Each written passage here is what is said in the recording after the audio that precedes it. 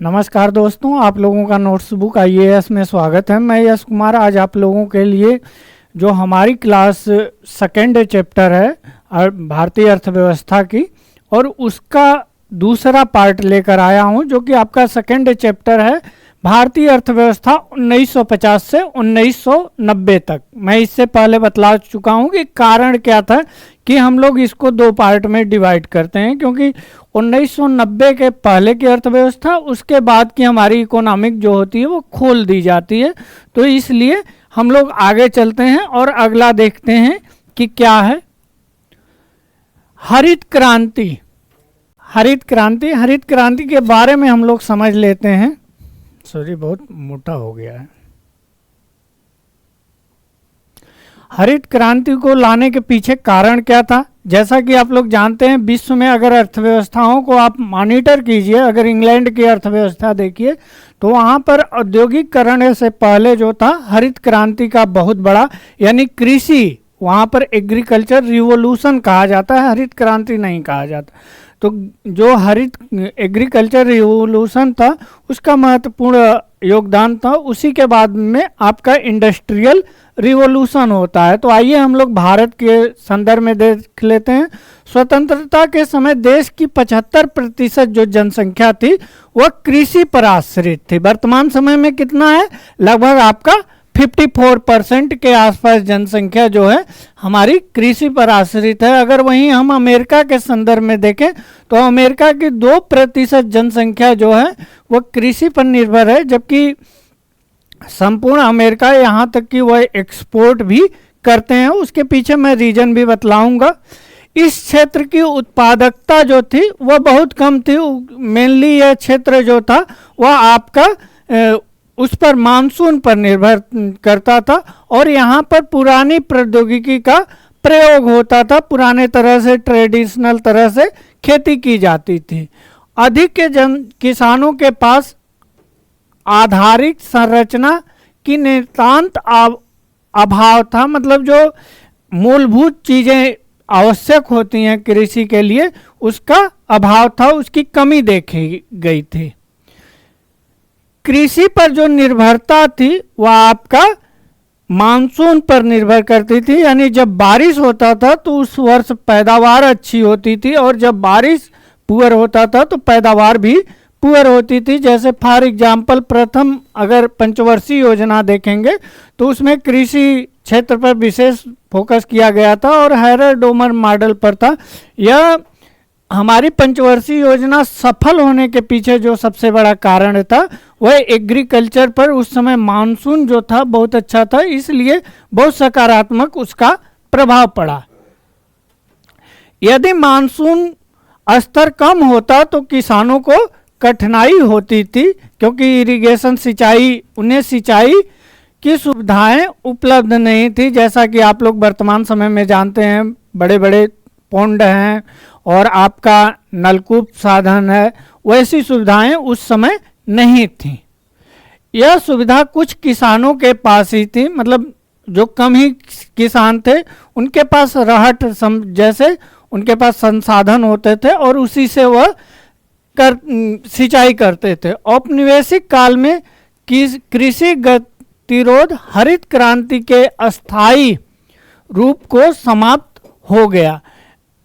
इसका तात्पर्य है कि उच्च पैदावार वाली जो किस्में थीं, बीज जिसे HYV भी कहते हैं, हाई वैरायटी सीड के प्रयोग से विशेषकर गेहूं और चावल के उत्पादन में वृद्धि देखा गया। अगर आप विश्व में देखेंगे तो 1960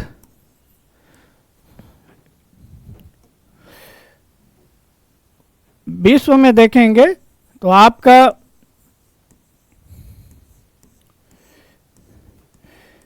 1960 से 70 वाला जो दशक था, इसमें आपका विश्व में कई रिसर्च चल रहे थे। फॉर एग्जाम्पल अगर देखा जाए तो मैक्सिको में जो रिसर्च चल रहे थे उसमें भारत के तरफ से कौन थे? MS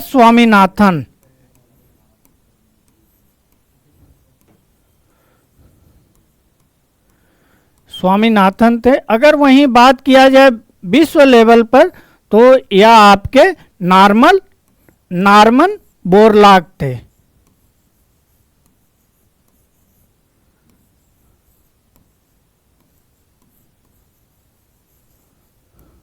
बोरलॉग थे। इन्हें ग्रीन रिवॉल्यूशन का विश्व लेवल पर इन्हें जनक कहा जाता है, जबकि एम.एस. स्वामीनाथन को भारत में ग्रीन रिवॉल्यूशन का वास्तुकार या जनक के रूप में जाना जाता है। तो जो मैक्सिको था, यहाँ पर आपकी जो गेहूं की संकर हाइब्रिड प्रजाति के रूप में प्रयोग किया गया और यह देखा गया कि इसमें जो पैदावार है वो उच्च लेवल की हुई थी। और उसी समय चीन में आपके एक जो कृषि वैज्ञानिक थे, उनका नाम था युवान, यह भी आप लोग याद रखिएगा, युवान यांग पिन, एक बार मैं कंफर्म कर लूं, यांग पिंग थे, पिंग। इनको विश्व लेवल पर फादर ऑफ द राइस कहा जाता है, क्योंकि इन्हें जो नए चावल की प्रजातियां थी संकर किस्म की, जिनसे उच्च पैदावार के रूप में देखा जाता था, उसमें इनको महारत व खोजकर्ता के रूप में थे, इसीलिए इन्हें राइस ऑफ फादर भी कहा जाता है।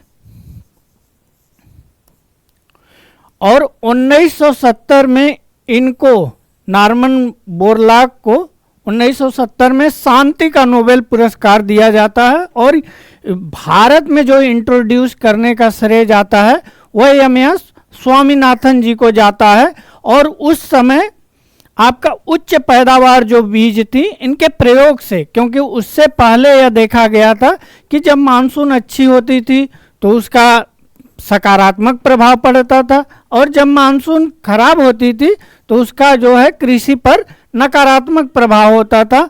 तो जब हरित क्रांति भारत में इंट्रोड्यूस किए डॉक्टर एम.एस. स्वामीनाथन जी, तो ये इंट्रोड्यूस किए, तो उस समय कुछ क्षेत्रों में जहाँ पर शिक्षा और वहाँ पर संसाधन ज़्यादा थे या लैंड ज़्यादा थी, तो वहाँ पर बहुत सकारात्मक प्रभाव पड़ा।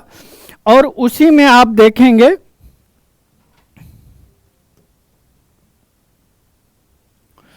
कि इन बीजों के प्रयोग से पर्याप्त मात्रा में उर्वरकों, कीटनाशकों और निश्चित जल आपूर्ति की भी आवश्यकता थी। हरित क्रांति के पहले चरण, जैसा कि आप लोग 1960 से 70 वाला कहा जा रहा है, हाई वैरायटी बीज के प्रयोग में पंजाब, आंध्र प्रदेश, तमिलनाडु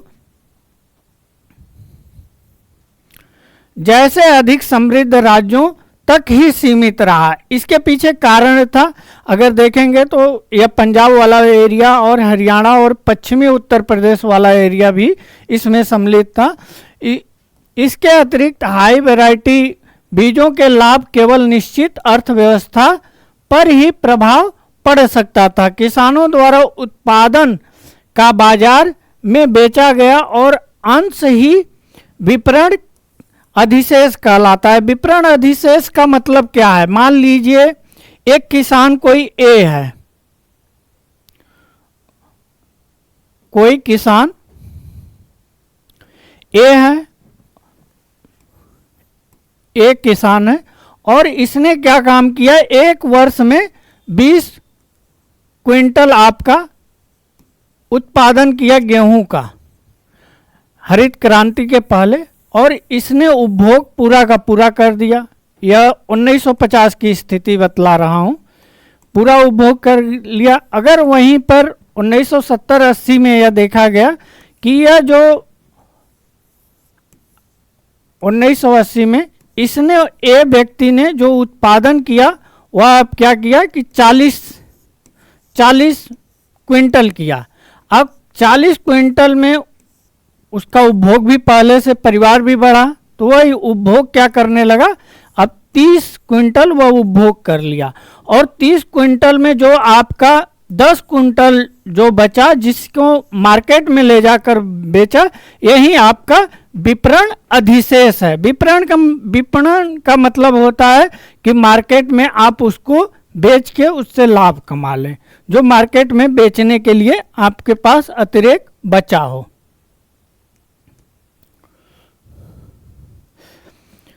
हरित क्रांति काल में किसान अपने गेहूं और चावल के अतिरिक्त उत्पादन का अच्छा खासा भाग बाजार में बेच रहे थे। यह देखा गया हरित क्रांति के काल में। इसके फलस्वरूप खाद्यान्न की कीमत और उपभोग अन्य वस्तुओं की अपेक्षा कमी आई। जब आप खाद्यान्न ज़्यादा उत्पादन करने लगते हैं तो खाद्यान्न की कीमतें जो होती हैं वह स्थिर या कम होने लगती हैं। अगर आप 1960 में देखें तो भारत में खाद्यान्न की बहुत ज़्यादा आवश्यकता थी, इसलिए हमें अमेरिका या अन्य देशों पर निर्भर रहना पड़ता था। वहीं आप 1970-75 के बाद की स्थिति देखें तो उस समय हम आत्मनिर्भर कृषि में होने लगे थे।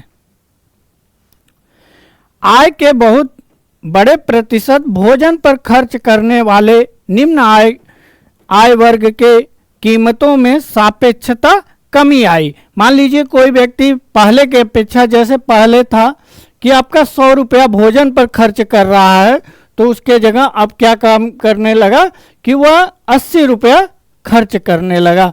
मतलब उसके जो भोजन पर खर्च था वह कम होने लगा।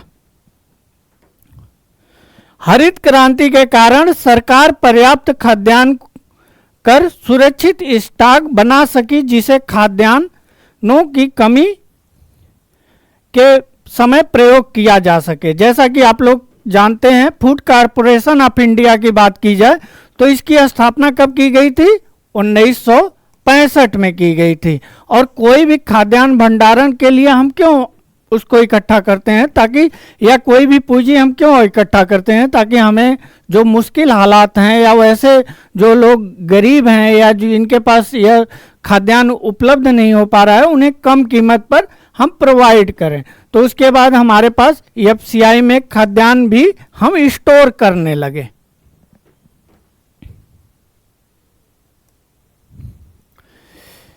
यदि किसान बाजार में बेचने के जगह उत्पादन का अधिक भाग स्वयं उपभोग कर ले तो अधिक उत्पादन से अर्थव्यवस्था पर कुल मिलाकर कोई फर्क नहीं पड़ेगा। और दूसरी ओर यदि किसान पर्याप्त मात्रा में अपना उत्पादन बाजार में बेच सके तो इसका अधिक उत्पादन निश्चित ही अर्थव्यवस्था पर पड़ेगा। जैसे मान लीजिए कोई ए व्यक्ति है, वह आपका पहले जितना भी उत्पादन करता था वह खुद उपभोग कर जाता था उसके परिवार के द्वारा, लेकिन अब जो है पहले के अपेक्षा ज़्यादा उत्पादन कर रहा है और एक निश्चित मात्रा ले जाकर वह मार्केट में भी बेच रहा है।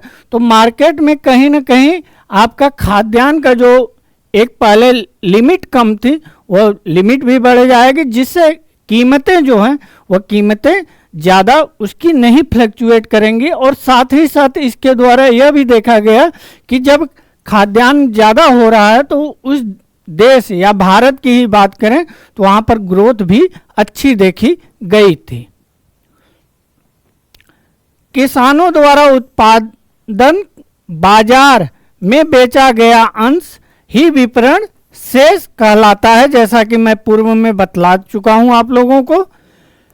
1960 के दशक के अंत तक देश में कृषि उत्पादन की वृद्धि से भारत खाद्यान्न में आत्मनिर्भर हो गया। आत्मनिर्भर का मतलब पहले जो हम इंपोर्ट करते थे, आयात करते थे अपने उपभोग के लिए खाद्यान्न, हमें अब आयात की कोई आवश्यकता नहीं पड़ी। यह निश्चय ही गौरवपूर्ण उपलब्धि रही, क्योंकि आप लोग जानते हैं उस समय आज़ादी के बाद हमारे देश की स्थिति बहुत नाजुक थी। जब नाजुक की स्थिति है, अगर हर चीज़ आपके पास खेती के लिए जगह भी है, हर चीज़ है, लेकिन आप उत्पादन नहीं कर पा रहे हैं विदेश से, तो आपकी जो अन्य आवश्यकताएं हैं उसको आपको कंप्रोमाइज करके पहले आपको खाद्यान्न पर निर्भर रहना।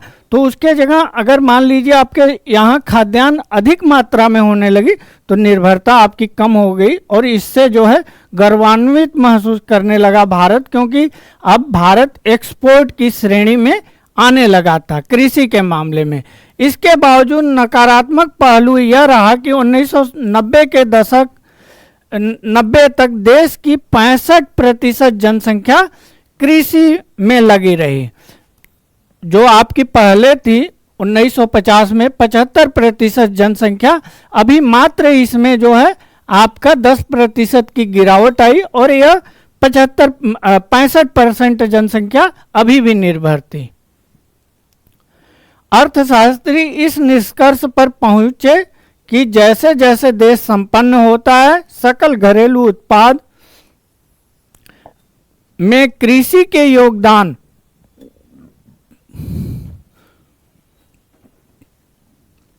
और उस पर निर्भर जनसंख्या पर्याप्त कमी आती है।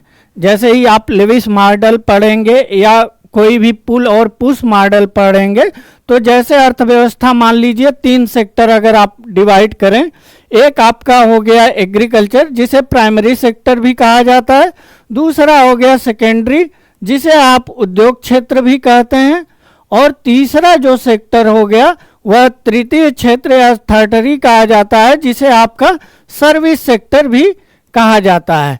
तो जब कोई भी अर्थव्यवस्था में ग्रोथ होता है यानी वृद्धि होती है, समृद्धि स्थिति आती है, तो यहाँ जो लगी हुई जनसंख्या है वह कहीं ना कहीं डाइवर्ट होती है इन दोनों क्षेत्रों में। तो उससे जो होता है कृषि पर जो निर्भरता, जहाँ पहले 75% लोग निर्भर थे, वहाँ अब आपके 65% लोग निर्भर होने लगे। भारत में 1950 से 90 तक अवधि में यद्यपि जीडीपी में कृषि के अंशदान में भारी कमी आई, मतलब जो कृषि का पहले योगदान होता था उसमें बहुत अधिक मात्रा में कमी आई, और कृषि पर निर्भर जनसंख्या के अनुपात में नहीं, मतलब जिस अनुपात में जीडीपी में गिरावट आया वह उसी अनुपात में आपका जो एग्रीकल्चर में लगे लोगों की जनसंख्या की बात की जाए तो उसमें गिरावट नहीं देखी गई। जो 1950 में 67.5% थी, वहीं आपका घट के 64.97 पाई गई। इस क्षेत्र में इतना उत्पादन में वृद्धि न्यूनतम श्रम के प्रयोग द्वारा ही संभव थी। फिर भी क्षेत्र में इतनी बड़ी संख्या में लोग लगे रहने के क्या आवश्यक था, इसके बारे में प्रश्न किया जा रहा है। तो इसका यही उत्तर है कि उद्योग क्षेत्र और सेवा क्षेत्र, कृषि क्षेत्र में काम करने वाले लोग नहीं खपा पाए, मतलब कि जो आपका यह एग्रीकल्चर में जो काम करने वाले लोग थे वह कम संख्या में आपका द्वितीय और तृतीय क्षेत्र की तरफ आए, क्योंकि इनकी कैपेसिटी द्वितीयक और तृतीय क्षेत्र की अभी जो क्षमता थी वह क्षमता उस अनुपात में नहीं हो पाई। अनेक अर्थशास्त्री 1950 से 90 के दौरान अपनाई गई, अनेक अर्थशास्त्री इसे 1950 से 90 के दशक में जो अपनाई गई नीतियां थी उसकी विफलता मानते हैं। विफलता का इन सेंस जो भी उस समय पॉलिसी अपनाया गया था, इंडस्ट्री पॉलिसी या तो आप सर्विस सेक्टर को लेंगे, वही उसके पीछे मेन कारण था। आइए हम लोग आगे चलते हैं। अब हम लोग बात करेंगे उद्योग और व्यापार। जब कोई भी अर्थव्यवस्था बनता है तो उस अर्थव्यवस्था में 3 क्षेत्र महत्वपूर्ण होते हैं। सबसे पहला आपका एग्रीकल्चर आता है, और एग्रीकल्चर जो है वह जब से मानव जाति का ओरिजिन हुआ है, जब से उत्पत्ति हुआ है, तभी से वह खाद्य पर निर्भर करता है। जब खाद्यान्न मानव उत्पादित करने लगा तो उसको पहनने के लिए या रहन सहन लिविंग स्टैंडर्डता को बनाए रखने के लिए उसको कुछ आवश्यक होगी जो कि खेत में नहीं पैदा होगा, जैसे कपड़ा है या मान लीजिए पेन है, या उस समय प्राचीन काल में भी देखेंगे तो वह सारे मनके जो होते थे या रेशमी वस्त्र होते थे या पाट होता था जिसमें खाना या अन्य चीज खाद्यान्न जो स्टोरेज रखा जाता था। तो यहाँ पर किस चीज की आवश्यकता हुई? उद्योग का। और जब उद्योग आए तो मान लीजिए एक जगह मनका बन रहा है, तो उस मनका को ले जाकर दूसरे मार्केट में बेचना है, तो वहाँ पर क्या आवश्यक होगी, ट्रांसपोर्ट की आवश्यक हो जाएगी। जब ट्रांसपोर्ट आ गया और इनको वित्त देने वाला आ गया, स्कूल बनने लगा, तो यह क्या है, आपका तृतीय क्षेत्र की श्रेणी में आता है। तो आइए हम लोग अब द्वितीय क्षेत्र की बात कर लें, जैसा कि हम लोग प्राइमरी सेक्टर में अभी तक बात किए थे। अर्थशास्त्रियों ने ऐसा पाया कि निर्धन राष्ट्र तभी प्रगति कर सकता है जब उसमें अच्छे औद्योगिक क्षेत्रक हो, मतलब उसका जो सेकेंडरी सेक्टर है वह ज़्यादा मजबूत हो। इसके पीछे कारण है, अगर आप देखेंगे तो विश्व में जितनी भी अर्थव्यवस्थाएं हैं जो एक्सपोर्ट करती हैं, अगर मान लीजिए एक्सपोर्ट किसी गुड्स की कर रही हैं, तो वहाँ पर आप देखेंगे कि उसकी जो कीमत है, उसकी जो प्राइस है, वह हमेशा ही ज़्यादा रहती है इसके एवज में एग्रीकल्चर प्रोडक्ट के, मतलब खाद्यान्न के मामले में।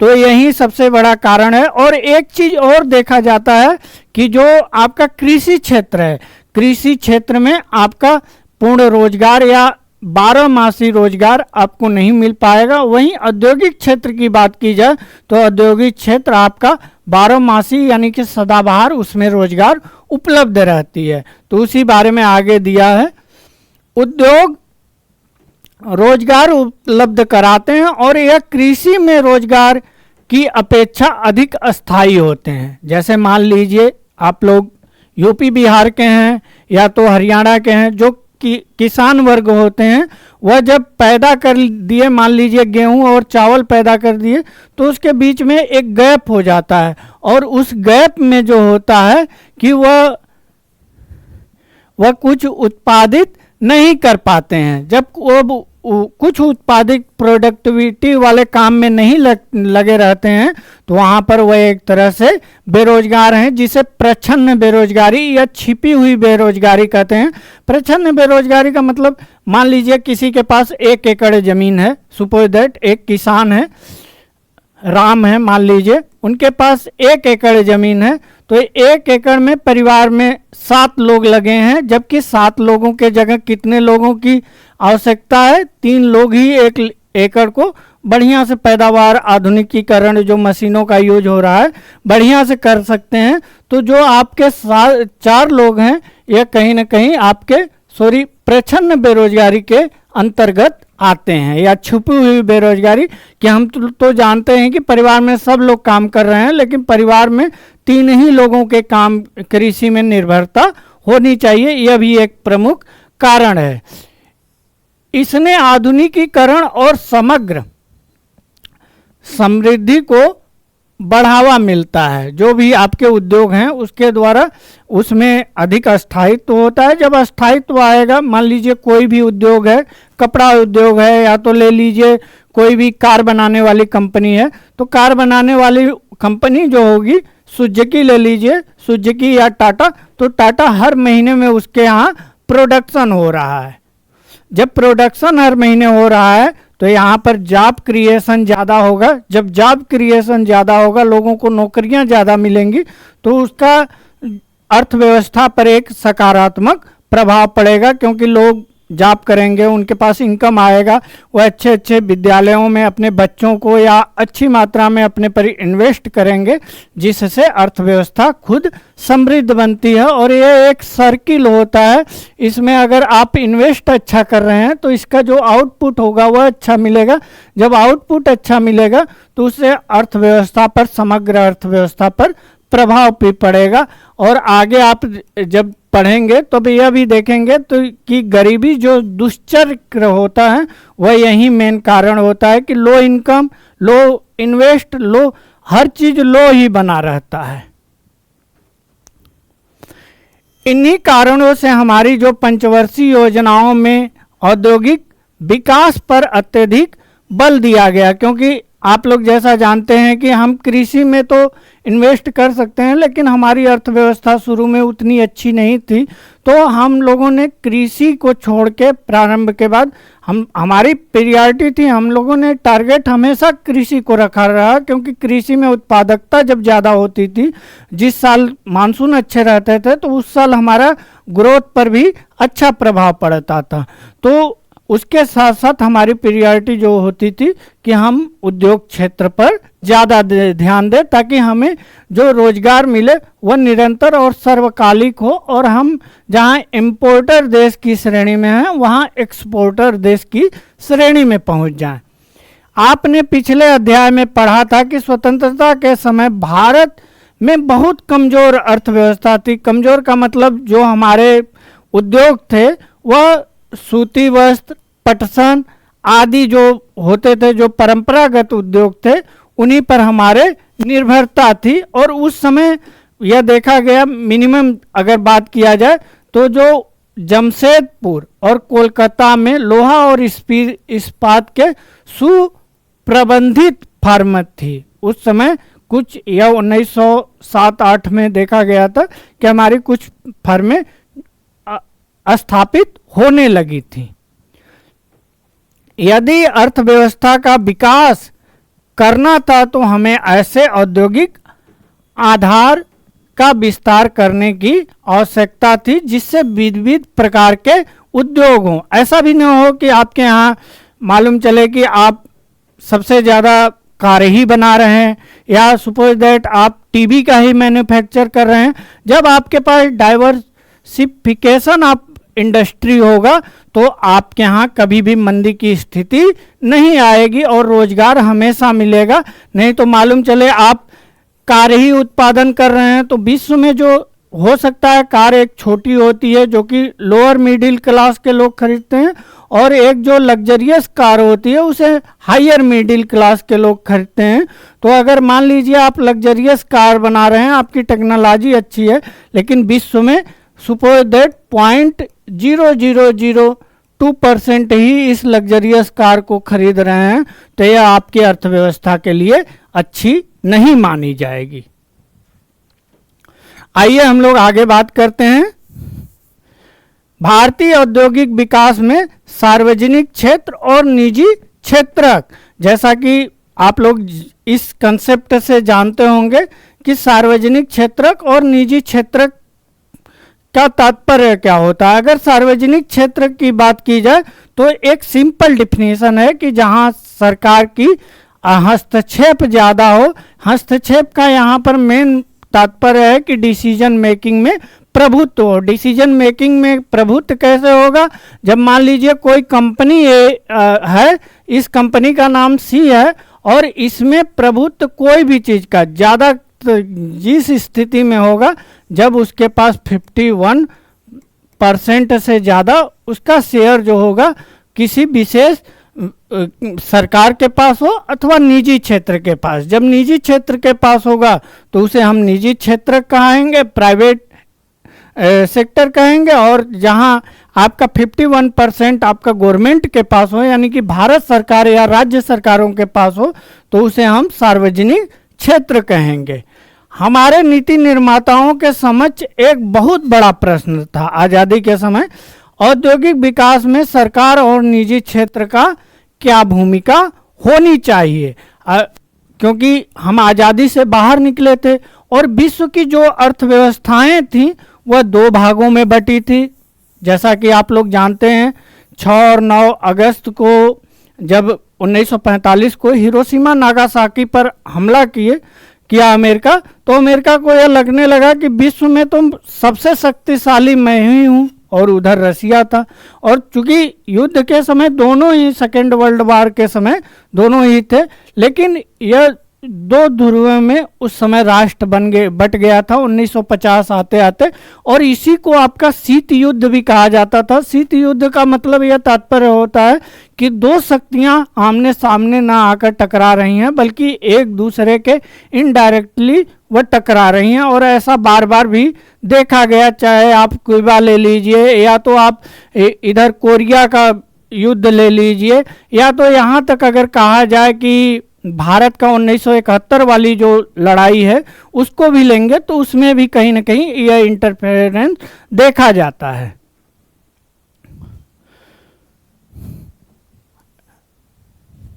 स्वतंत्रता प्राप्ति के समय उद्योगपतियों के पास भारतीय अर्थव्यवस्था के विकास हेतु निवेश करने के लिए अपेक्षित पूंजी नहीं था, मतलब उनके पास पर्याप्त पूंजी की कमी था।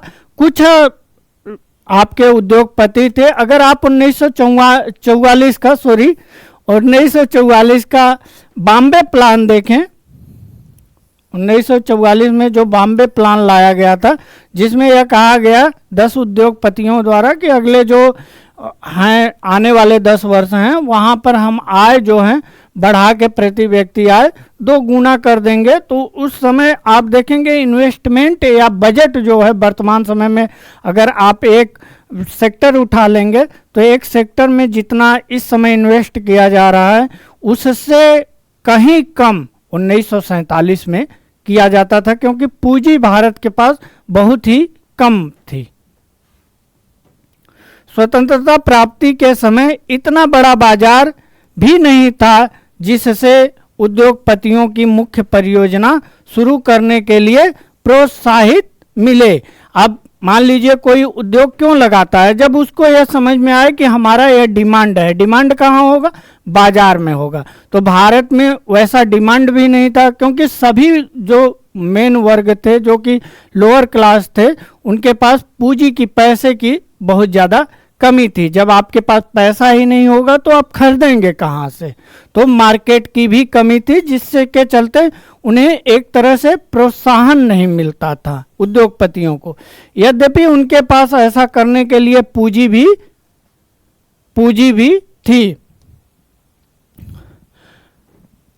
औद्योगिक नीति प्रस्ताव 1956, इससे पहले अगर देखेंगे औद्योगिक नीति तो एक आया था आपका, मैं इससे पहले बतला दिया हूं, 6 अप्रैल 1948 में। इसी समय जो था आपका यह घोषणा हुआ कि भारतीय अर्थव्यवस्था जो है न तो पूंजीवाद के तरफ जाएगी न ही साम्यवाद या समाजवाद के तरफ जाएगी, बल्कि भारतीय अर्थव्यवस्था जो है आपका जाएगी वह भारतीय अर्थव्यवस्था जो जाएगी वह जहां पर पूंजीवाद की भी मौजूदगी हो और साथ ही साथ साम्यवाद या समाजवाद की भी मौजूदगी हो, यानी प्राइवेट और पब्लिक सेक्टर दोनों का सह अस्तित्व साथ ही साथ हो। यही आपका मिक्स इकोनॉमिक इसी को कहा जाता है। यह कई बार परीक्षाओं में पूछ लेता है कि मिश्रित अर्थव्यवस्था का क्या तात्पर्य है। 1956 का अगर देखें तो यह 1956 का जो इंडस्ट्रियल पॉलिसी था इसे भारतीय अर्थव्यवस्था में एक तरह से संविधान के रूप में देखा जाता है। अगर बात किया जाए इस समय तो इस समय उद्योगों को 4 भागों में बांटा गया, मेनली अगर देखा जाए तो 3 भागों में बांटा गया, और यह कहीं ना कहीं पीसी महलनोबिस और नेहरू मॉडल पर आधारित था, क्योंकि पीसी महलनोबिस जी उस समय महान अर्थशास्त्री थे और पीसी महलनोबिस के जन्मदिन 29 जून पर प्रत्येक वर्ष नेशनल स्टैटिस्टिक्स डे भी मनाया जाता है। यह भी आप लोग ध्यान रखिएगा। भारी उद्योगों पर निर्भर रखने के सरकार के लक्ष्य के अनुसार औद्योगिक नीति प्रस्ताव 1956 आया। जैसा कि शुरू में था कि गवर्नमेंट का यह टारगेट था कि जो भारी उद्योग हैं उसमें गवर्नमेंट इन्वेस्ट करेगी, ताकि जो लघु उद्योग हैं उस पर निर्भरता जो है वो प्राइवेट सेक्टर का होगा और धीरे धीरे वह चीज़ें आगे बढ़ेंगी। जैसा कि मैं बतला दिया था कि पूंजी की बहुत कमी थी, तो इसलिए सरकार अपनी हाथ बढ़ा रही थी। 1956 को अंगीकार किया गया। इसी प्रस्ताव को द्वितीय पंचवर्षीय योजना का आधार माना जाता है। अगर द्वितीय पंचवर्षीय योजना देखेंगे तो यह जो पंचवर्षीय योजना है यह हैरर-डोमर मॉडल पर आधारित थी और इसका समय जो था 1956 से 1961 तक। द्वितीय पंचवर्षीय योजना में समाज के समाजवादी स्वरूप का आधार तैयार करने का प्रयास किया गया कि हमारी अर्थव्यवस्था का जो आकार होगा वह एक तरह से समाजवाद होगा, यानी वेलफेयर स्टेट के रूप में रहेगा। इस प्रस्ताव के अनुसार उद्योग को 3 वर्गों में वर्गीकृत किया गया था। प्रथम वर्ग में वे उद्योग शामिल थे जिस पर सरकार का अन्यन स्वामित्व था, यानी कि सरकार अपने अंडर में वह ली हुई थी। और दूसरे में वह उद्योग थे जिस पर पब्लिक सेक्टर और प्राइवेट सेक्टर, निजी क्षेत्र एवं सार्वजनिक क्षेत्र साथ साथ मिलकर काम करते थे। लेकिन इसमें यह कहा गया कि यह निकट समय में इस पर जो शुरू किया जाएगा, इसमें जिम्मेदारी जो होगी एकमात्र राज्य की होगी। इसे शुरू करने में मतलब यह पब्लिक सेक्टर के द्वारा इसे बढ़ाया जाएगा। तीसरे वर्ग में वे उद्योग सम्मिलित थे जो पूरी तरह से आपका निजी क्षेत्र में आते थे। निजी क्षेत्र में आने वाले उद्योगों का एक वर्ग था, लेकिन इस क्षेत्र को लाइसेंस पद्धति के माध्यम से राज्य नियंत्रण रखते थे। आप आगे जाएंगे तो देखेंगे, जब यह देखा गया कि जो लाइसेंस पद्धति है इसकी मिसयूज होने लगा, जितने भी मंत्रालय जो संबंधित मंत्रालय है उसमें लाभी बनने लगा, और लाइसेंस को लेने के लिए ऐसा नहीं प्रोडक्शन बढ़ाने के लिए, वह कहीं ना कहीं दूसरे उद्योगों को हतोत्साहित करने के लिए।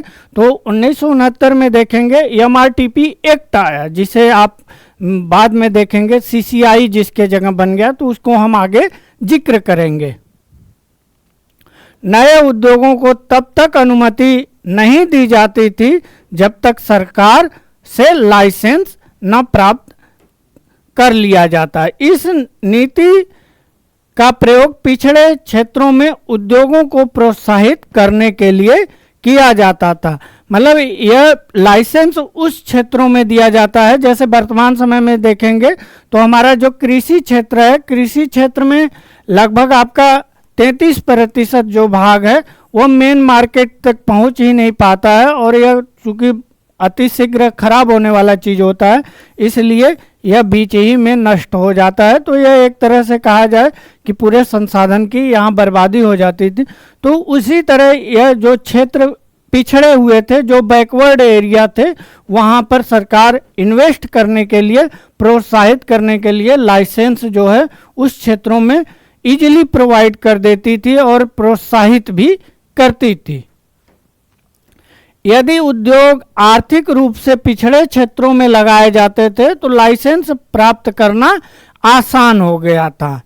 इसके अतिरिक्त उन इकाइयों को कुछ रियायतें जैसे कर लाभ तथा कम प्रशुल्क पर बिजली दी जाती थी। जैसे वर्तमान समय में अगर आप लोग पढ़े होंगे कि जो भी सेज है, सेज, और आपका एक और आपका आता है कि एक्सपोर्ट प्रमोशन जोन, जैसे आपका कांडला वांडला है, तो यहाँ पर विशेष रियायत दी जाती है, क्योंकि उसमें क्राइटेरिया होता है कि आप इतना एक्सपोर्ट करेंगे, और उसमें जो ड्यूटी व्यूटी होता है वह बहुत चीज़ें फ्री में मिलती हैं। तो उसी नीति को ये फॉलो किया गया है। वो उसी का अगर देखेंगे तो एक जो बैक रूप था वह यही था। इस नीति का उद्देश्य जो था वह क्षेत्रीय समानता को बढ़ावा देना। मान लीजिए यूपी का एक क्षेत्र है, वहीं आपका सपोज दैट बॉम्बे है, मुंबई, महाराष्ट्र वर्तमान समय, तो महाराष्ट्र में उद्योग ज़्यादा होंगे। अगर कोई व्यक्ति उद्योगपति यक्ष है, अगर वह चाह रहा है कि मैं यूपी में आऊँ, यूपी में सरकार कहेगी आइए आप इन्वेस्ट कीजिए, आपको मैं फला फला चीज़ों पर टैरिफ या टैक्स जो है वह कम से कम इम्पोज करूंगा, तो वह व्यक्ति कहेगा ठीक है, मुझे यहाँ पर लेबर भी कम मिल रहा है और फला संसाधन जो है जैसे कोयला हुआ या अन्य चीज़ इनपुट जो रॉ मटेरियल है वह भी पास मिल जाएगा, तो वह व्यक्ति आ जाएगा। जिससे दोनों जगह, अगर महाराष्ट्र में मुंबई की बात किया जाए और यूपी में कोई एक विशेष स्थान की बात की जाए, तो दोनों में असमानता जो है वह कम आएगी, क्योंकि यहाँ पर जो रहने वाले लोग हैं उनको भी रोजगार मिल जाएगा, और जब रोजगार मिल जाएगा तो उनके समृद्धि का यह प्रारंभिक चरण होता है। फिर उसके बाद वह जो लोग होते हैं वह खुद ब खुद समृद्धि पर आगे बढ़ते रहते हैं। आइए हम लोग आगे चलते हैं। लघु उद्योग, मन में आप लोगों के प्रेजेंट टाइम में आता होगा कि लघु उद्योग क्या होता है। अगर आप देखें तो उस समय उद्योगों को कई कैटेगरियों में बांटा जाता था, कुटीर उद्योग, लघु उद्योग। तो कुटीर उद्योग में जब परिवार के ही लोग लगे रहते हैं तो उसी को आपका कुटीर उद्योग कहा जाता है। जबकि लघु उद्योग की बात की जाए तो इसमें इन्वेस्टमेंट जो है, ये एमएसएमई एक्ट जो है, और इसी में यह एक्ट आया था 2005 में। इसी में इन्वेस्टमेंट की जो है वह क्राइटेरिया निर्धारित की गई कि इतना से इतना के बीच में अगर इन्वेस्ट किया जा रहा है तो जो यह लघु क्षेत्र कहलाएगा, और यही माइक्रो और मीडियम क्षेत्र कहलाएगा। उसमें इन्वेस्टमेंट के आधार पर यह परिभाषा दी गई। 1955 में ग्राम और लघु उद्योग समिति, जिसके जो अध्यक्ष थे आपके जो करवे समिति के भी नाम से जाना जाता है, और इस बात की संभावना पर भी विचार करने के लिए यह गठित किया गया कि जो गांव का विकास है को प्रोत्साहित किया जाए और लघु उद्योगों का प्रयोग किया जाए। गांव का विकास क्यों? क्योंकि 1950 में आपकी जनसंख्या का जो सबसे बड़ा हिस्सा था वह कहाँ रहता था? लगभग 75% हिस्सा गांव में रहता था। तो अगर 75% हिस्से के पास अगर कोई छोटा मोटा व्यवसाय के रूप में दे देते हैं तो वहाँ पर क्या होगा? उनकी परचेजिंग पावर बढ़ जाएगी, और जब परचेजिंग पावर बढ़ जाएगी तो वह स्वतः फिर अर्थव्यवस्था को कोई ज़रूरत नहीं होता है। जैसे आप देखेंगे मनरेगा भारत सरकार का सबसे अच्छा डिजाइन किया गया अभी तक का रोजगार है, जो गांव में 100 दिन का रोजगार उपलब्ध कराने की गारंटी देता है। यह रोजगार के संबंधित होता है और इसमें कोई स्किल की ज़रूरत नहीं होती है। और इससे यह देखा गया था जो 2008 में मंदी आई थी, उस मंदी से निकलने के लिए भारत सरकार को बहुत बड़ा यह योगदान दिया था, क्योंकि गांव में जो रिमोट एरिया में थे उनके पास भी रोजगार पहुंच गया और वह 100 दिन काम किया और उनको एक अच्छा मेहनताना मिला, और उसके चलते वह कुछ न कुछ मार्केट से खरीदे, जिससे उनकी परचेजिंग पावर में वृद्धि हुआ। और यह जो आपकी कमेटी थी जो 1950 में गठित की गई थी, 1955 में, यह योजना आयोग के द्वारा गठित की गई थी। योजना आयोग अस्तित्व में कब आया था? यह 28 मार्च 1950 को आया था। तो योजना आयोग के पास इतने अधिकार होते थे कि वह गरीबी या शिक्षा अन्य चीज़ों पर वह कमेटियां गठित करते थे, और जो भी कमेटी जो रिकमेंड करती थी वह अगले पंचवर्षीय योजना में वह जरूर इंट्रोड्यूस होता था। अगर बात किया जाए लघु उद्योगों की परिभाषा की कि किसी भी इकाई की परिसंपत्तियों में दिए जाने वाला अधिकतम निवेश से, यह चीज़ ध्यान दीजिएगा, यह मोस्ट इम्पॉर्टेंट है कि जो भी आप इन्वेस्ट कर रहे हैं, जितना भी इन्वेस्ट कर रहे हैं, इन्वेस्ट के ही आधार पर मैक्सिमम जो इन्वेस्ट है उसी की सीमा के आधार पर इसमें संदर्भ में दी जाती है। अगर समय के साथ इसमें निवेश की सीमा में बदलती रहती है, जैसा कि आप लोग जानते हैं इन्फ्लेशन अन्य कारण जो होते हैं उसके चलते निवेश की सीमा में हमेशा वृद्धि होती रहती है। 1950 में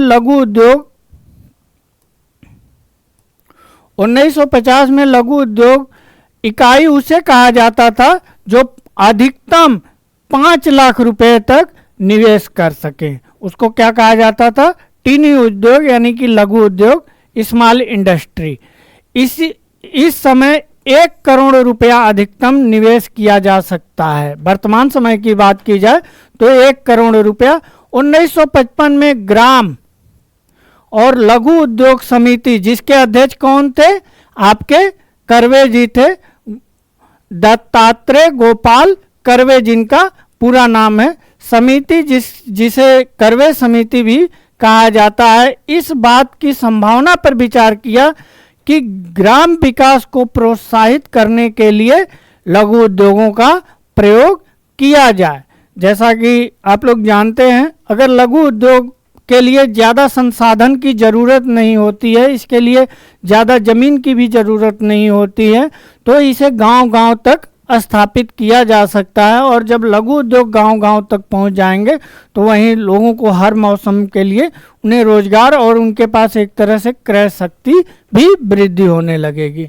लघु क्षेत्र उद्योग का परिभाषा कृषि परिसंपत्तियों में दिए जाने वाला अधिकतम निवेश से संदर्भ दी जाता है।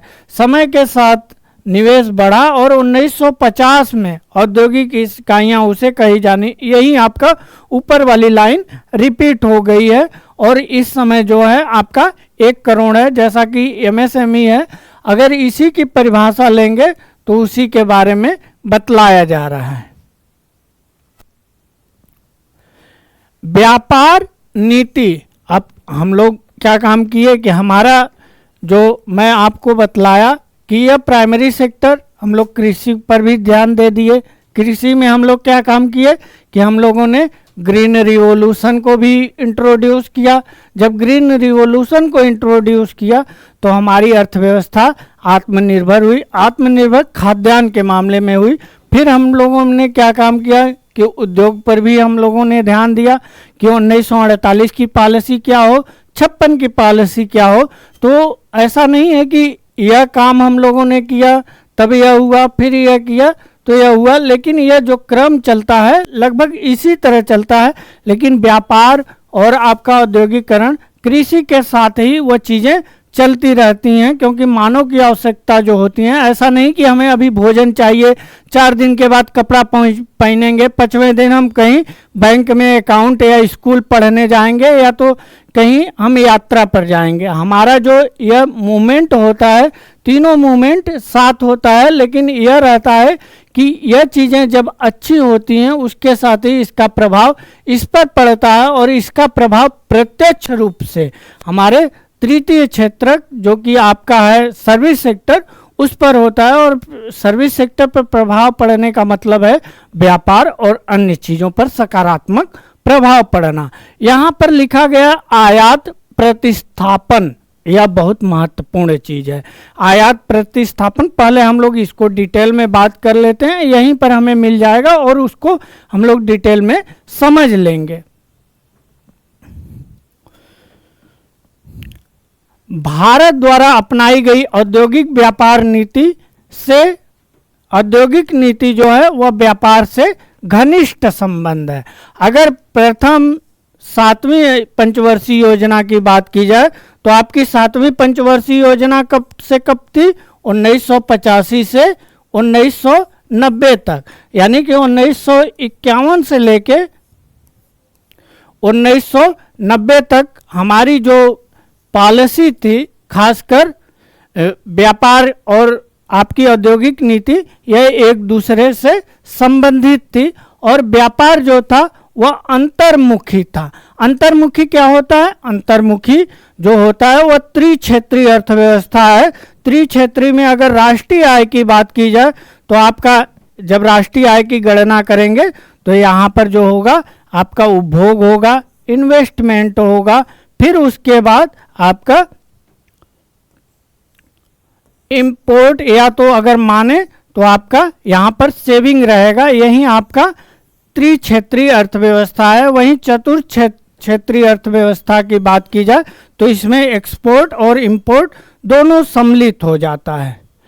तकनीकी रूप से इस नीति को आयात प्रतिस्थापन कहा जाता है। आयात प्रतिस्थापन का मतलब है कि हम जो चीज़ें विदेश से मंगा रहे हैं, इन सेंस मान लीजिए हमारे यहाँ उस समय कार नहीं, जीप नहीं बनती थी, तो हमें जो आवश्यकता है उस आवश्यकता को अपने ही देश में उत्पादन करें, उसी को हम आयात प्रतिस्थापन के रूप में कहा जाता है। इस नीति का उद्देश्य आयात के बदले घरेलू उत्पादन द्वारा पूर्ति करना।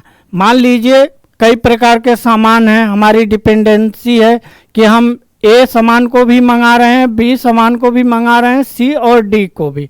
तो हमें जो आवश्यक सामान है उस सामान को अपने ही देश में इंडस्ट्री को प्रमोट करके उसे क्या करें, उत्पादित करें। प्रारंभ में यही हमारा टारगेट था, क्योंकि हमारे पास पूंजी की कमी थी।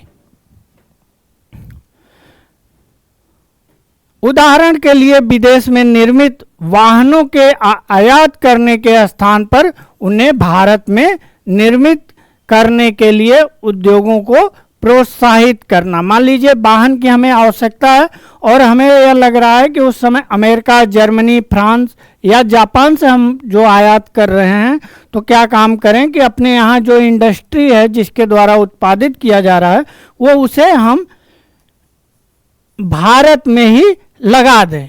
तो इसी को आपका आयात प्रतिस्थापन कहा जाता है।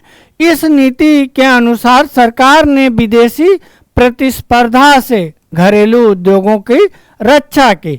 अब इससे क्या है, जब अंतर्मुखी है तो वहाँ पर जब आप आयात प्रतिस्थापन की नीति लगाते हैं, तो जब यहाँ मान लीजिए कोई जीप बनने लगी तो उसे विदेशी कंपनियों से क्या करते हैं, बचाते हैं। क्योंकि यह देखा गया है कि जितने भी कैपिटलिस्ट यानी कि पूंजीवादी जो देश होते थे, वहाँ पर कोई भी इंडस्ट्री के द्वारा जो बना हुआ सामान है उसका कीमत कम होती थी, और जो वहीं जो डेवलप्ड या जो साउथ पोल वाले देश होते थे या दक्षिणी वाले जो देश होते थे, वहाँ पर लेबर कास्ट सस्ता होता था और जो कैपिटल गुड्स होती थी वो महंगी होती थी। तो जो आपका कीमत होता था, कीमत में अंतर आ जाता था, और जब कीमत में अंतर आ जाता है तो यह आपका जो मान लीजिए अमेरिका या जर्मनी में बनी जो जीप है और जो इंडिया में बनी जीप है, तो दोनों एक दूसरे को कंपीट नहीं कर सकते हैं, मतलब एक दूसरे से प्रतियोगिता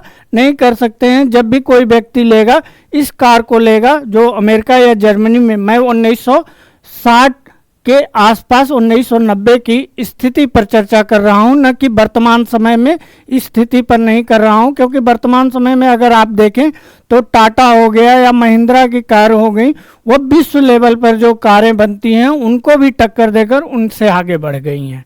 तो यहाँ पर हम क्या काम कर रहे हैं, आयात प्रतिस्थापन के चलते हम लोग इसको संरक्षित भी कर रहे हैं। क्योंकि प्रारंभ में जो उद्योगें होती हैं वह शिशु रूप में होती हैं, और शिशु रूप में जब होती हैं उद्योगों, तो बचपन में जैसे शिशु होता है उसे नर्स की आवश्यकता होती है, उसी तरह उद्योगों को बराबर केयर करने की आवश्यकता होती है। क्योंकि उस समय उसमें इनपुट कास्ट भी ज़्यादा लगता है और उसमें सारी भी चीज़ें ज़्यादा लगती हैं, और आउटपुट भी जो होता है उसकी भी प्राइस हाई होती है। और जब प्राइस हाई है तो उससे संरक्षण की ज़रूरत बहुत ज़रूरी होती है, नहीं तो वह उद्योग मार्केट से गायब हो जाती है, दीर्घकालीन रूप में वह नहीं बन रहती है। आयात संरक्षण दो प्रकार से थे, एक प्रशुल्क और कोटा। आप लोग हमेशा यह सुनते होंगे टैरिफ और कोटा। टैरिफ क्या होता है, टैरिफ जब कोई हम माल विदेश से में भेज रहे हैं या आयात कर रहे हैं तो उस पर वह कहती है सरकार की, अच्छा यह डीटीएच है, डीटीएच भारत में आ रहा है, ठीक है हम कोई चीज़ नहीं करेंगे। जो चाइना का डीटीएच है और हमारा इंडिया का डीटीएच है, हम क्या काम करेंगे कि उस पर चाइना वाले पर 100% हम टैरिफ लगा देंगे, जिससे जो आयात है, या अगर मान लीजिए हमारे ही देश में कोई चीज़ बना है, अगर उसको हम निर्यात नहीं करना चाहते हैं तो हम उस पर टैरिफ बढ़ा देंगे, ताकि उसकी कीमत अंतर्राष्ट्रीय मार्केट में, या बैरियर लगा देंगे टैरिफ और कोटा द्वारा, जिससे उसकी कीमत जो है वह बढ़ जाएगी और अंतर्राष्ट्रीय मार्केट के जगह वह भारत में ही सबसे पहले आपूर्ति करने लगेगी।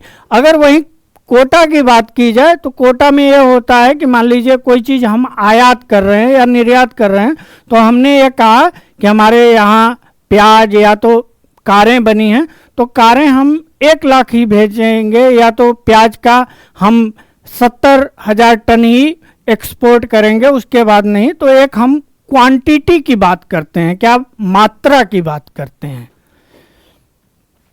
प्रशुल्क आयातित वस्तुओं पर लगाया गया कर होता है। जब भी कोई चीज़ आयात किया जाता है तो उस पर हम क्या काम करते हैं, टैरिफ लगा देते हैं। जैसे मैं आपको डीटीएच का उदाहरण दिया।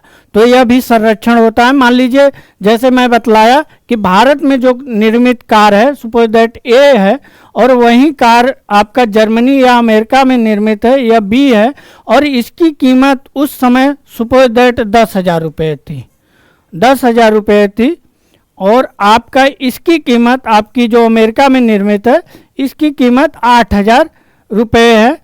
तो अगर 8,000 रुपये है, तो अगर इस पर हम 20-25% टैरिफ लगा दें तो इसका कीमत क्या हो जाएगा, 11,000 हो जाएगा, जो कि हमारी यहाँ जो निर्मित कार है इसकी कीमत जो है वह कम है। तो इसलिए हमारे प्रोडक्ट को संरक्षण एक प्रकार का मिल गया। प्रशुल्क लगाने पर आयातित वस्तुएं अधिक महंगी हो जाती हैं। जैसे आप देख रहे हैं पहले यह 8,000 की थी, लेकिन अब बढ़ के क्या हो गई, 11,000 की हो गई। जो वस्तुओं का प्रयोग हतोत्साहित करती थी, मतलब उसका प्रयोग भारतीय मार्केट में उसको हतोत्साहित करती थी, उसका डिमांड कम हो जाता था। कोटे में वस्तुओं की मात्रा निर्दिष्ट होती थी जिसमें आयात किया जा सकता है। जैसे एक क्वांटिटी हम डिफाइन कर देते थे कि हमें इतना आयात करना है। मान लीजिए कि हमें यह लगा कि हमें सोना का आयात नहीं करना चाहिए, तो भारत सरकार ने कहा कि इस साल हम इतने ही टन सोने का आयात करेंगे। तो वहाँ पर क्या हुआ, कोटा लग गया। तो कोटा और टैरिफ का मतलब आप लोग एकदम स्पष्ट समझ गए होंगे। प्रशुल्क और कोटे का प्रभाव यह होता है कि उसमें आयात प्रतिबंधित हो जाती है और उससे विदेशी प्रतिस्पर्धा से देसी फर्मों को संरक्षण मिलता है। जैसे वर्तमान समय में देखेंगे, जो आपके अमेरिका के जो राष्ट्रपति बन गए हैं, 20 जनवरी को शपथ लेंगे, तो उन्होंने कहा कि हम जितने भी देश हैं उस पर हम क्या करेंगे, इंपोर्ट ड्यूटी लगाएंगे। तो आप डॉक्टर मनमोहन सिंह का बयान देखेंगे, जब भी वह फ्लाइट में होते थे तो वह अपना इंटरव्यू देते थे और वह यह बोलते थे कि कोई भी देश है वह जो संरक्षणवाद की नीति ना अपनाए। संरक्षणवाद की नीति का मतलब, अगर डेवलप्ड कंट्री है, कोई भी विकसित राष्ट्र है, जैसे अमेरिका और आपका जर्मनी हो गया, जापान हो गया, तो यह सब विकसित हैं, इनके यहाँ अगर टैरिफ और कोटा खुद यूज करने लगे तो इससे क्या होगी, जो विकासशील देश हैं वह और ही एलसीडी या आपके लोअर डेवलपमेंट कंट्री के श्रेणी में जो है उसी में ही वह रह जाएंगे। तो उस समय वह जितने भी टर्मोलॉजी का प्रयोग करते थे, जब देखेंगे तो एक लगेगा कि विद्वान व्यक्ति बोल रहे हैं। आइए हम लोग आगे चलते हैं। औद्योगिक विकास पर नीतियों का प्रभाव।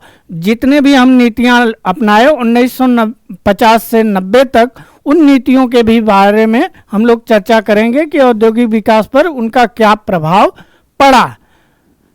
प्रथम 7वीं पंचवर्षीय योजना के दौरान औद्योगिक क्षेत्र की उपलब्धियां वस्तुतः उल्लेखनीय रही, मतलब कि इसमें विकास एक अच्छी तरह से देखा गया। औद्योगिक क्षेत्र द्वारा प्रदत्त जीडीपी, मतलब ग्रॉस डोमेस्टिक प्रोडक्ट, जिसे आप सकल घरेलू उत्पाद कहते हैं। सकल घरेलू उत्पाद का मतलब यहाँ पर यह है कि एक वर्ष में एक राष्ट्र अथवा एक विशेष क्षेत्र में उत्पादित अंतिम वस्तु एवं सेवाओं का मूल्य जो होता है उसी को सकल घरेलू उत्पाद के रूप में परिभाषित किया जाता है। और उसमें 3 क्षेत्रक होते हैं, आपका प्राइमरी, सेकेंडरी और थर्सरी। तो 1950-51 में देखा गया कि जो 53% था, 13% जो था उद्योग क्षेत्र का योगदान होता था, 13%, यह बढ़ के क्या हो गया, 24.6% आपका यह योगदान हो गया।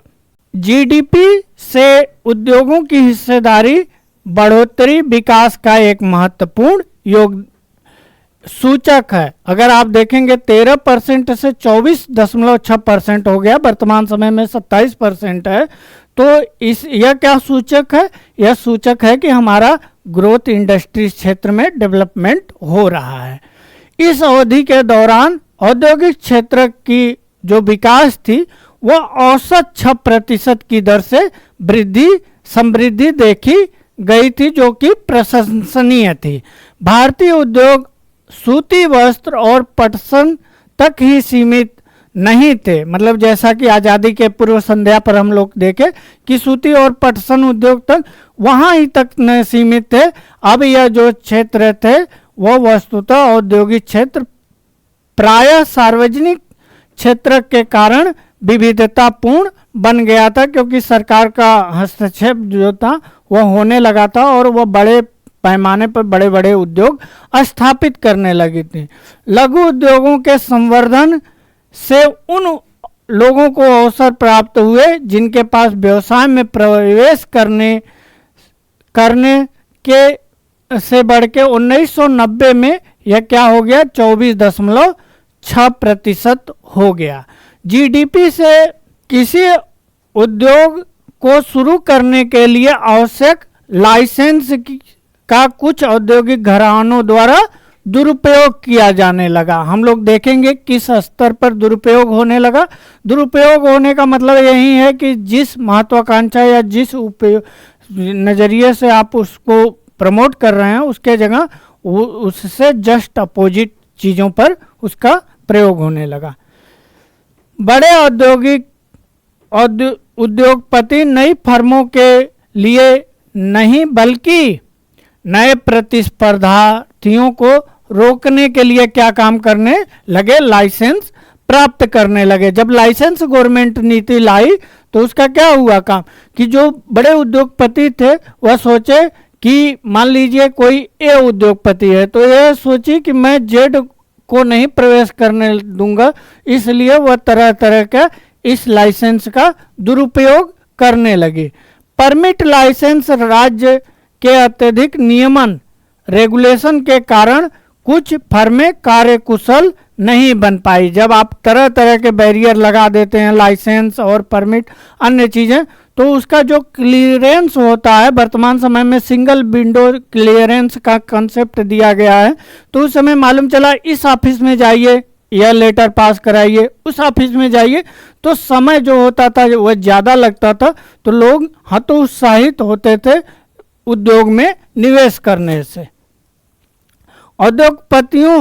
उद्योगपतियों ने अपने उत्पादन विषय में विचार करने की अपेक्षा लाइसेंस प्राप्त करने की कोशिश में और संबंधित मंत्रालयों में लॉबी में समय व्यतीत करते थे। अब मान लीजिए कोई एक कंपनी है, यह ऐसा नहीं कि अगर इसको लाइसेंस मिल गया तो यह नहीं काम करती थी कि मेरे उत्पादन जो है, जो भी चीज़ का लाइसेंस मिला है उसके उत्पादन में वृद्धि किया जाए। यह क्या काम करती थी कि अन्य कंपनियों को, अन्य लोगों को उसमें इन्वेस्ट करने के लिए रोकती थी। और रोकने का यह मतलब है कि वह संबंधित जो मंत्रालय है, जैसे इंडस्ट्री और कॉमर्स मंत्रालय है, तो वहाँ पर जो बाबू होते थे या जो अधिकारी होते थे उनसे वह लॉबी बनवा लेती थी ताकि पेपर जो है वह जल्दी क्लियरेंस ना हो सके या लाइसेंस ना मिल सके। आइए हम लोग अब निष्कर्ष पर चलते हैं कि निष्कर्ष स्वरूप में हम देख लेते हैं कि हमारी अर्थव्यवस्था कैसी थी और कारण क्या था इसके पीछे। और हम लोगों ने जो 1950 से 90 तक जो पॉलिसी अपनाई एग्रीकल्चर, व्यापार, इंडस्ट्री को लेकर, उसके भी पॉइंट से जब भी आप लोग जो कोई पेपर क्वेश्चन लिखते हैं तो उसमें निष्कर्ष को जरूर मेंशन किया कीजिए। प्रथम 7 पंचवर्षीय योजना के दौरान भारतीय अर्थव्यवस्था की प्रगति उल्लेखनीय रही, क्योंकि हम लोग क्या कहे थे कि हमारे पास पूंजी की कमी थी, खाद्यान्न की कमी थी, उसके जगह हम लोग धीरे धीरे आत्मनिर्भर होने लगे थे। हमारे उद्योग स्वतंत्रता प्राप्ति के समय की स्थिति के तुलना में विविधता पूर्ण आई, मतलब कि हम लोग कई इंडस्ट्री स्थापित करने लगे। हरित क्रांति के परिणाम स्वरूप भारत खाद्य उत्पादन में आत्मनिर्भर बन गया। भूमि सुधारों का परिणाम यह हुआ कि घृणित जमींदार प्रथा का उन्मूलन हुआ। जैसे आप लोग जानते हैं कि जमींदारों के पास एक अच्छा लैंड होल्डिंग थी और उस लैंड होल्डिंग के तहत वह लोगों को दे देते थे और उसमें इन्वेस्ट नहीं ज़्यादा करते थे। और जब इन्वेस्ट नहीं करते थे तो जो उसकी प्रोडक्टिविटी है लैंड की वह एकदम निम्न बनी रहती थी। तो जो इसका उन्मूलन हुआ, उन्मूलन के चलते आपका जो अन्य लोगों के पास लैंड गया, जब अन्य लोगों के पास गया तो वह अपना स्वामित्व समझ के उसमें ज़्यादा से ज़्यादा निवेश करने लगे और हमारे जो पैदावार है इस पर सकारात्मक प्रभाव देखा गया। औद्योगिक क्षेत्र में अनेक अर्थशास्त्रियों ने सार्वजनिक उद्यमों के निष्पादन से असंतुष्ट थे। मतलब वह इसलिए असंतुष्ट थे क्योंकि वह चाहते थे कि प्राइवेट सेक्टर को बढ़ावा दिया जाए ताकि उत्पादन में भारत इंडस्ट्री के क्षेत्र में जल्दी से जल्दी आत्मनिर्भर बने और जो लाल फीताशाही या अन्य चीज़ें हैं भारतीय अर्थव्यवस्था को खोल दिया जाए ताकि लाभ हो सके। अतिशय सरकारी नियमन के कारण उद्यम वृद्धि अवरुद्ध रही। अवरुद्ध का मतलब मान लीजिए जैसे पहले 10 लोग थे तो इसमें 10 लोगों में ग्रोथ जो था वह धीमी तरीके से देखा गया और यह ना के बराबर रहा। आत्मनिर्भरता के नाम पर भारतीय उत्पादकों का संरक्षण विदेशी प्रतिस्पर्धा से किया गया।